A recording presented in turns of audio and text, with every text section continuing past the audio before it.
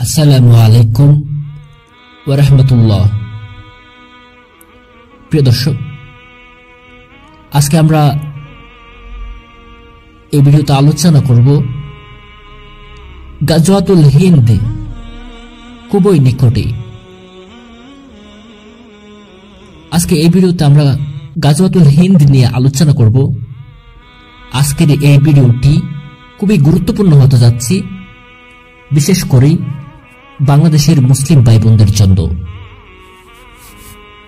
প্রিয় দর্শক, পৃথিবীর আজ কোথাও বাকি নেই যেখানে ইসলাম ও মুসলিমরা শোষিত, নির্যাতিত, নিপীড়িত হচ্ছে না। যেদিকেই তাকানো হোক না কেন, তা আমরা দেখতে পাচ্ছি। আরবের দিনকে হাস্যকর বানিয়েছে তাদের বর্তমান শাসকরা। আপনারা নিজেরাই এখন দেখতেছেন আরবের কি অবস্থা, তারা কি ধরনের অশ্লীল কাজ করতেছে, নাইট ক্লাব খুলতেছে, তারা মেয়ে নিয়ে কাবাগরের পাশে নাচাচ্ছে, নাচ গান করতেছে। আপনারা নিজেরাই দেখতেছেন। ইসলামের লেশটুকুও সেখানে নেই। সিরিয়ার দিকে তাকালে দেখতে পায় শুধু যুদ্ধ, আর তার ফলে সৃষ্ট বিশৃঙ্খলা আর দুর্ভিক্ষ। ইয়েমেনের দিকে তাকালে দেখতে পারি স্বার্থকেন্দ্রিক এক অবরোধ, যা পুরো দেশকে ধ্বংস করে দিয়েছে। দুর্ভিক্ষে প্রতিদিন মারা যাচ্ছে শত শত শিশু। ফিলিস্তিন, জেরুজালেমের দিকে তাকালেই দেখতে পারি সেখানে অভিশপ্ত ইহুদি জাতি গাঁটি গেড়ে বসতেছে, আর চলছে দিনরাত মুসলিমদের জীবন নিয়ে খেলা ও নারীদের সম্ভ্রম নিয়ে তামাশা। পবিত্র আল-আকসা মসজিদও সেই অভিশপ্ত ইহুদি জাতি ইসরায়েলের হাতে। তুর্কি মুসলিমরা আজ হয়েছে মেডারেট, তাল মিলাচ্ছে প্রতিযোগিতায় আমেরিকার সাথে, রাশিয়ার সাথে। তাদের দেখে বোকা মুসলিমরা ইসলাম শিখতে আগ্রহী হচ্ছে। চীনে মুসলিমদের উপর চলছে অমানবিক নির্যাতন, মসজিদ ভাঙচুর। উইগুরের কান্না দেওয়ালে টপকে আসতে পারছে না আমাদের কান পর্যন্ত। সর্বশেষ লেবানন, মিশরও সে একই জঞ্জালে পরিপূর্ণ হচ্ছে। সব স্থানেই আজ ইসলাম ও মুসলিমরা কোণঠাসা। ইরাক, ইরানের কথা আর নাই বললাম। কাশ্মীরের মতো স্বাধীন ভূমি হচ্ছে পরাধীন। মিয়ানমার আজ মুসলিম শূন্য, দেশান্তর হয়ে জীবনে কাটাচ্ছে রোহিঙ্গা নামের এক যাযাবর জাতি হয়ে। আর অন্যান্য মুসলিম দেশগুলো কেউ এই ইহুদি খ্রিস্টান পরিচালিত বিশ্বকে মেনে নিয়ে তাদের সাথে তাল মিলিয়ে চলছে বা চলার চেষ্টা করছে, যেমন ইন্দোনেশিয়া, মালয়েশিয়া।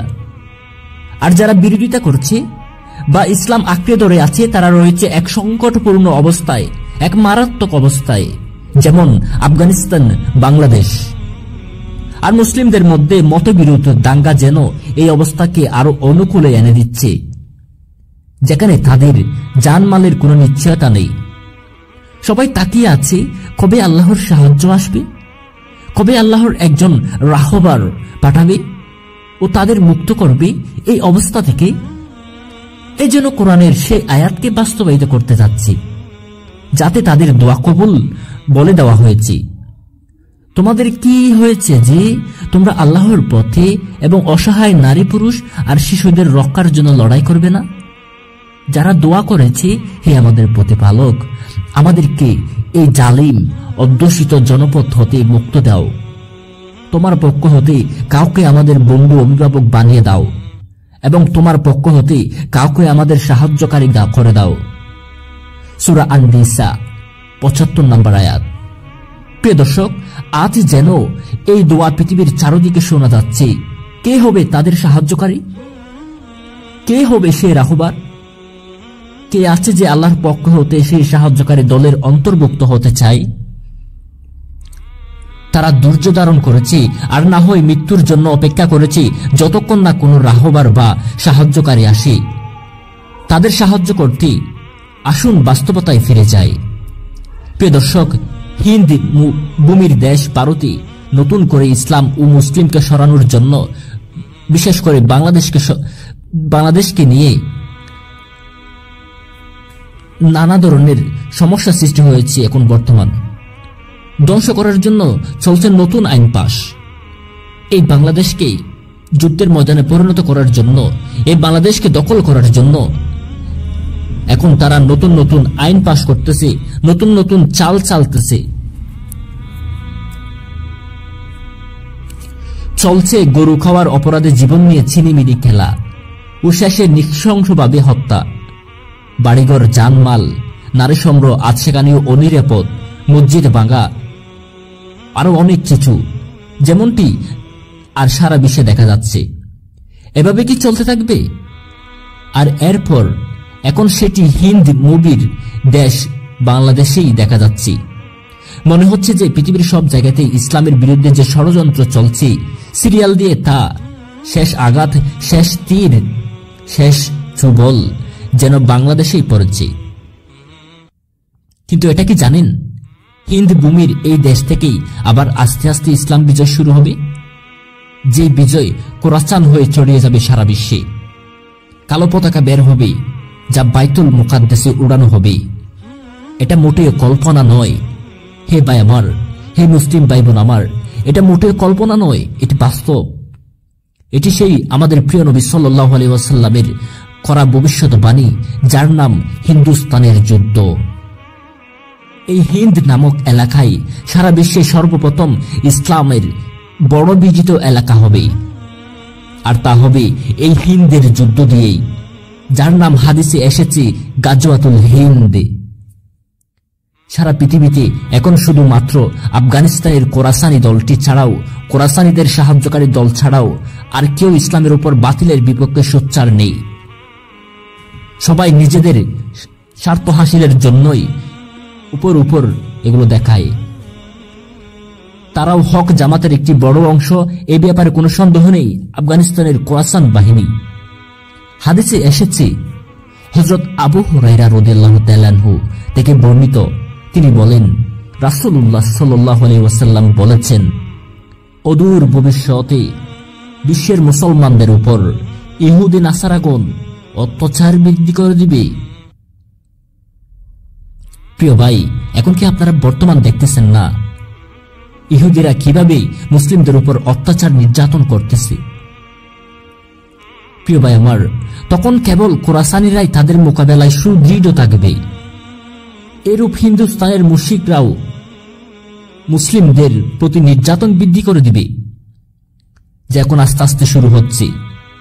সে সময় হিন্দুস্তানের পূর্ব ভূখণ্ডের দুর্গম নামক একটি অঞ্চল থেকে একজন দুর্বল বালক বা যুবকের আত্মপ্রকাশ ঘটবে, যার নাম হবে মাহমুদ। তার পিতার নাম আব্দিল, নামে আব্দিল বা আব্দুল থাকবে। সে মুসলিমদের নেতৃত্ব দিয়ে হিন্দুস্তান বিজয় করবে। আমাদের দেশে ও ভারতীয় উপমহাদেশে যে গতিতে এগুচ্ছে এবং মুসলিমদের বিরুদ্ধে যে ষড়যন্ত্র চলতেছে, তার অবসান হবে এক রক্তক্ষয়ী যুদ্ধের মাধ্যমে। হাদিসে এসেছে এই ব্যাপারে হযরত কাতাদা রাদিয়াল্লাহু তাআলা আনহু বলেন, তিনি বলেন রাসূল পাক সাল্লাল্লাহু আলাইহি ওয়াসাল্লাম বলেছেন, অদূর ভবিষ্যতে মুশরিকদের সাথে মুমিনদের একটি জিহাদ হবে, আর সেই যুদ্ধের শহীদরাই কতই না উত্তম। আমি বললাম, হে আল্লাহর রাসূল সাল্লাল্লাহু আলাইহি ওয়াসাল্লাম, সেই যুদ্ধের নেতৃত্ব কে দিবেন? তিনি বললেন, ওমর রাদিয়াল্লাহু তাআলা আনহুর বংশের এক দুর্বল বালক। হযরত আবু হুরায়রা রাদিয়াল্লাহু তাআলা আনহু বলেন, আমি রাসূল সাল্লাল্লাহু আলাইহি ওয়াসাল্লামকে বলতে শুনেছি, অবশ্যই অবশ্যই পৃথিবীতে ততদিন ধ্বংস হবে না যতদিন না মানুষ 5 জন শাসকের দেখা পাবে, যারা আল্লাহর দ্বীনকে যুক্তি করে ধ্বংস করতে চাইবে, আর তারা 5 শাসকই একসাথে পৃথিবীতে উপস্থিত থাকবে। আমি আবু হুরায়রা বললাম, হে আল্লাহর রাসূল সাল্লাল্লাহু আলাইহি ওয়াসাল্লাম, সে 5 জনের পরিচয় কি? তিনি বললেন, তাদের একজন এই পবিত্র ভূমিতে আসবে, যার নাম হবে আমার নামের মতো মুহাম্মদ। সে আরবের দ্বীনকে হাস্যকর বানাবে, আর অভিশপ্ত ইহুদি খ্রিস্টান জাতিকে বন্ধু বানাবে। দ্বিতীয় সেই বিশ্বশাসক হবে আর মুসলমানদের নিয়ে ষড়যন্ত্রে লিপ্ত থাকবে। তৃতীয় জন হিন্দুস্তানের বাদশা, সে বন্ধু অঞ্চলের মুসলমানদের নিয়ে ষড়যন্ত্র শুরু করবে। চতুর্থ জন হিন্দুস্তানের দ্বিতীয় বাদশা, সে মুসলমানদের হত্যার শপথ নিয়ে শাসন ক্ষমতায় যাবে আর মুসলিম হত্যায় সে উন্মাদ হয়ে পড়বে। পঞ্চম হল একজন নারী শাসক, সে শাসন ক্ষমতায় হাতে পেয়ে বাআল দেবতার ইবাদত অর্থাৎ পূর্বপুরুষদের পূজা বৃদ্ধি করবে আর মুশরিকদের বন্ধুরূপে গ্রহণ করবে আর মুসলমানদের হত্যা করবে, অথচ সে হবে মুসলমান। তখন দেখবে সেখানকার দুর্গম নামক অঞ্চলের এক দুর্বল বালক তাদের ষড়যন্ত্রের সমাপ্তি ঘটাবে এবং মুমিনদের বড় বিজয় আনবে। উপরের বর্ণিত হাদিস থেকে সহজে বোঝা যায় যে সেই যুদ্ধটি কোন সময়ে হবে। হাদিসে বর্ণিত 5 শাসকই এখন বর্তমান। তারা ইসলামকে কোণঠাসা করে ষড়যন্ত্র করে শেষ করতে চাইছে। আজ দেশে যে রাজনৈতিক দলেরা তাদের পূর্বপুরুষ তথা নেতাদেরকে যেমন ভাবে ভক্তি শ্রদ্ধা করেছে এবং তাদের অনুরূপ আদর্শ পালন করেছে, যা বাআল দেবতার পূজার মতো। বাআল দেবতার পূজা মানে পূর্বপুরুষদের পূজা করা। আজ আমরা চারিদিকে দেখতে পাচ্ছি মূর্তি দিয়ে সারা দেশ ভরে গেছে। তাদের গত হওয়া নেতাদের আদর্শ চর্চার জন্য জাতীয় উদ্যোগ নেওয়া হয়েছে। প্রতিনিয়ত চলছে শ্রদ্ধা করার নামে শিরকি পূজা। এজন্য ইতিহাসের পুনরাবৃত্তি। ইতিহাসে একইভাবে ইলিয়াস আলাইহিস সালাম নবী জামানায় মানুষ এরকম পূর্বপুরুষদের পূজায় লিপ্ত হতো। সেই দেবতার নামই বাআল দেবতা। আজ যারা এই বাআল দেবতার পূজার বিরোধিতা করেছে, শিরক থেকে বেঁচে থাকছে, ইমানি অটল থেকে সর্বক্ষণ মুসলিম উম্মাহ এর জন্য চিন্তায় ব্যস্ত। তাগুতকে সরাসরি প্রত্যাখ্যান করে মূল ইসলামের ছায়ায় প্রবেশ করাতে চাচ্ছে, ঠিক তখনই তাদের উপর নেমে আসছে কঠিন নিপীড়ন, অত্যাচার। প্রিয় দর্শক, হাদিসে এই ব্যাপারে এসেছে হযরত আলী রাদিয়াল্লাহু তাআলা আনহু থেকে বর্ণিত। তিনি বলেন, রাসূলুল্লাহ সাল্লাল্লাহু আলাইহি ওয়াসাল্লাম বলেছেন, অচিরেই হিন্দুস্তানের মুশরিকরা মুসলিমদের প্রতি নির্যাতন বৃদ্ধি করবে। সে সময়ে হিন্দুস্তানের পূর্ব অঞ্চল থেকে একজন নেতার প্রকাশ ঘটবে, যার নাম হবে মাহমুদ, পিতার নাম আব্দুল কাদের। সে দেখতে খুবই দুর্বল হবে। তার মাধ্যমে আল্লাহ হিন্দুস্তানের মুসলিমদের বিজয় দান করবে। কিন্তু সবার জানা উচিত, রাত যত গভীর হয় দূর তত নিকট আসে। সেই যুদ্ধে আমাদের থেকে অঙ্গীকার নেওয়া হয়েছে যোগদান করার ব্যাপারে। যে যুদ্ধে আমাদের বিজয়ের সুসংবাদ দেওয়া হয়েছে, যে যুদ্ধের শহীদের উত্তম মর্যাদাপূর্ণ শহীদ বলা হয়েছে, যে যুদ্ধের গাজীদের জন্য জাহান্নামের আগুন হারাম হয়ে যাবে, যে যুদ্ধের ইমাম, নেতা বা আমির হবেন আল্লাহর মনোনীত একজন ব্যক্তি, যিনি হবেন ইমাম মাহদী বা খিলাফত প্রতিষ্ঠাতার সহযোগী, সেই যুদ্ধে আমরা অবশ্যই যোগদান করব ইনশাআল্লাহ। আর এটি আমাদের খুবই নিকটে। সেই যুদ্ধের নেতা হবে ইমাম মাহমুদ হাবিবুল্লাহ, যার কথা বলা হয়েছে শাহ নিয়ামতুল্লাহ রহমতুল্লাহ আলাইহি এর কাসিদাতে আশ-শাহরান এবং আগামী কতনে, যার কথা বলা হয়েছে বিভিন্ন হাদিসে, যার কথা স্বয়ং আমাদের শেষ নবী হযরত মুহাম্মদ সাল্লাল্লাহু আলাইহি ওয়াসাল্লাম নিজের মুখে বলে গেছেন। হাদিসে আরো এসেছে, হযরত আনাস রাদিয়াল্লাহু তাআলা আনহু বলেন, রাসূলুল্লাহ সাল্লাল্লাহু আলাইহি ওয়াসাল্লাম বলেছেন, হিন্দুস্তান মুশরিকদের থেকে মুমিনরা বিজয় করবে আর তাদের নেতা হবে মাহমুদ। হিন্দুস্তানে সে শান্তি প্রতিষ্ঠা করবে আর তার স্বাভাবিক মৃত্যু হবে। আপনারা চাইলে এই প্রয়োজনীয় অংশটুকু as-সুনানু কিতাবুল ফিরদৌস থেকে পড়তে পারেন। প্রিয় দর্শক, আমরা পরিস্থিতি দেখে ও হাদিসের বলা সময়কাল দেখে এটা নিশ্চিতভাবে বলতে পারি যে সেই কাঙ্ক্ষিত হিন্দের যুদ্ধ, গাজওয়াতুল হিন্দের যুদ্ধ আমাদের সামনেই অপেক্ষা করছে। আমাদেরকে দ্রুতই এই হিন্দের যুদ্ধের কাফেলায় জামাতবদ্ধ হতে হবে ও প্রস্তুতি নিতে হবে। যে জামাতের নেতার নাম হবে মাহমুদ, তার পিতার নাম হবে আব্দুল কাদের, যিনি হচ্ছেন ইমাম মাহদী ও খিলাফত প্রতিষ্ঠাতার অন্যতম সহযোগী ইমাম হবেন।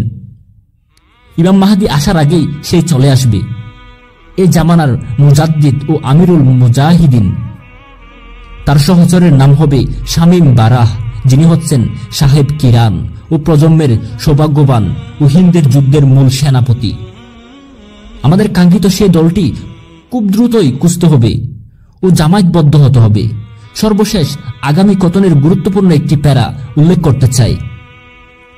প্রস্তুত নিবে ক্ষুদ্র সেনারা, শিন মিন এর নিডে দিয়ে জয়গান আল্লাহর মহান, আঘাত হানিবে শত্রুর গাড়ে। আর হিন্দুস্তানের দ্বিতীয় যুদ্ধটি নিয়ে আলোচনার জন্য পরবর্তী ভিডিও আসবে ইনশাআল্লাহ। প্রিয় দর্শক, আজকের মতো ভিডিও এই পর্যন্ত। গাজওয়াতুল হিন্দের বিষয়ে পরবর্তী ভিডিও পেতে চাইলে আমাদেরকে কমেন্ট করুন, আমাদের চ্যানেলটি সাবস্ক্রাইব করে রাখবেন। খোদা হাফেজ। পরবর্তী ভিডিওতে দেখা হবে ইনশাআল্লাহ। আসসালামু আলাইকুম ওয়া রাহমাতুল্লাহ।